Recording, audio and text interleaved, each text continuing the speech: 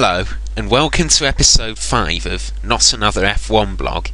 Although we're in the off-season, several things have happened in Formula 1 lately. One of these has been Team Lotus versus Group Lotus, which I've already said I'm going to make an episode on, and that will most likely be episode 6. However, in this episode, I wish to focus on the changes that have been made to the FIA's sporting and technical regulations for next year. The most discussed of these is, of course, the scrapping of Article 39.1, which bans any team orders that interfered with the results of a race.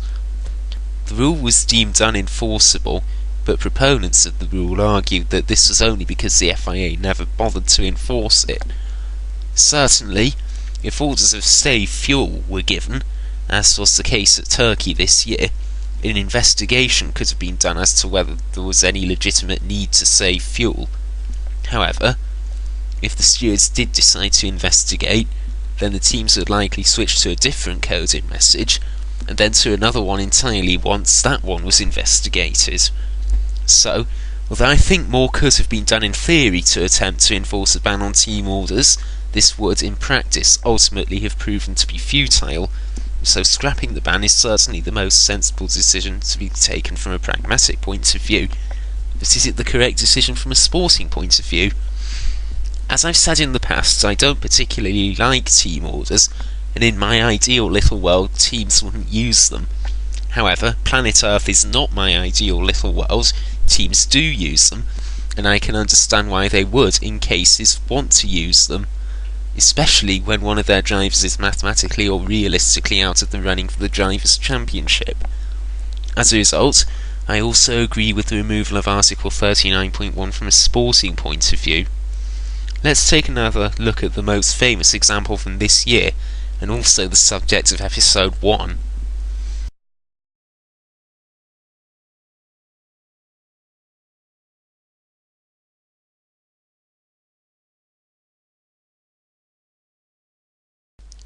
As I said in the first episode, my objection to what Ferrari had done was partly that it put an end to the race between Felipe Massa and Fernando Alonso on the track, which was getting quite exciting at that point, but mostly the fact that it was against the rules. Had team orders not been against the rules when that happened, I would have been a bit annoyed at the loss of the excitement of the race between the two Ferrari drivers, but ultimately I would have understood Ferrari's concerns about helping Alonso's championship challenge, and about wanting to stop Sebastian Vettel from becoming a threat. The issue would probably have been discussed for a few days afterwards.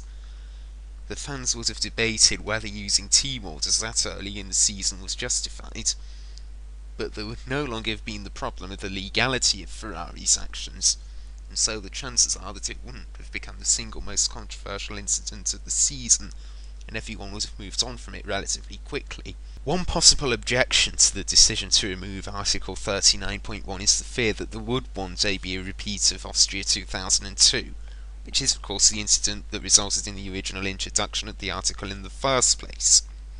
However, as the FIA have stated, this would most likely be dealt with under Article 151C, since doing so would almost certainly bring the sport into disrepute. Even if we ignored this, however, I still find it doubtful that any team would want to do anything of the sort. After all, Austria 2002 was a PR disaster for Ferrari, and any team doing anything of the sort routinely would alienate a large number of its fans, as well as potential sponsors. So, what about the response from the other teams? Christian Horner said that, "I don't think it changes anything for us.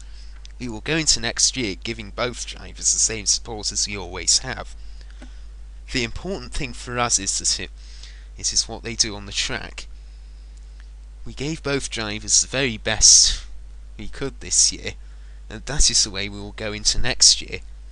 From this, it's been inferred that Red Bull won't be imposing any team orders. However, Horner didn't explicitly say that. What possible wriggle room has he left for himself from Red Bull next year? Well, first of all, in that short passage he used the words "go into next year" on 2 occasions. Cynics will note that as long as the drivers receive equal treatment at the start of the season, Red Bull's driver policy will be completely in line with what he's said here, regardless of what happens later in the year. He hasn't ruled out favouring one of his drivers later on. Secondly, while Horner was outspoken about his stance against team orders last year, he is also calling for people to look at what exactly constitutes a team order. If he's not going to change anything from last year, then this should still apply, and so if Red Bull do anything controversial next year to favour one of their drivers, it could simply be billed as team strategy. Luca de Montezemolo, on the other hand, has saved me the need to put my cynic cap on by stating quite explicitly what he'll do. He'll start the season with their two drivers on an equal footing, but he will consider using team orders later on. What is important to us is to have a clear understanding between the two drivers, in case and when it might be a necessity. For sure, in the second half of the season we will have to be prepared in a very open way, but in the first part of the season it is in the interest of the team to put both drivers in the best situation. However, on an unrelated point, de Montezemolo has also been making yet more noises about wanting to run a third car. From this, I think we can infer that instead of smashing his TV when Fernando Alonso was called into the pits, he smashed his record player. Anyway, getting back to the changes introduced by the FIA, most of the others just seem to be common sense. For example, I'm glad to see that teams can now have one free gearbox change per season. Gearbox penalties have recently been arbitrarily messing grids up, in much the same way that engine penalties were before drivers could have one free engine change per year. I'm also glad to see that driver stewards are being retained. Unlike in previous years, there's only one real controversy surrounding a steward's decision, and even then it's difficult to blame the stewards entirely, because the real cause of the problem was the lack of clarity in the rules. So, that's it for this episode. Hopefully I should soon be able to get on to Lotus vs Lotus, and hopefully by the time I do, some more information on that will have come out. Until then though, that's it. Have a nice day.